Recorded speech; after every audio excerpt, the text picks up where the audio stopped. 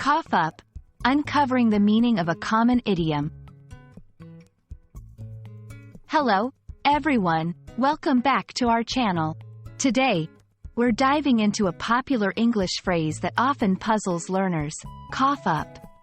This idiom is widely used in everyday conversations, and understanding its meaning and usage can really enhance your English skills. So, let's get started.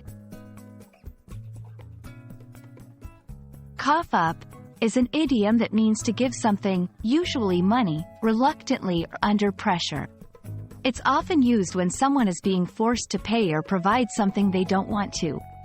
For example, if you hear someone say, "He finally coughed up the money he owed me," it means that the person finally paid the money, but probably didn't do it willingly.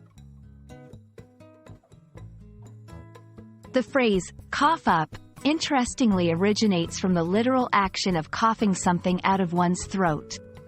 Over time, it evolved metaphorically to imply expelling something reluctantly, like money or information. This metaphorical leap highlights the reluctance or difficulty in giving something up, similar to the effort of coughing out something stuck in the throat. 1. In the context of money, after much negotiation, the company coughed up a settlement. 2. Revealing information. The suspect coughed up the details after intense questioning. 3. Reluctant admission. He finally coughed up the truth about the missing cake. Notice how in each instance, cough up implies a sense of reluctance or pressure. It's important to not confuse cough up with literal coughing. This phrase is not used for the physical act of coughing but is purely idiomatic.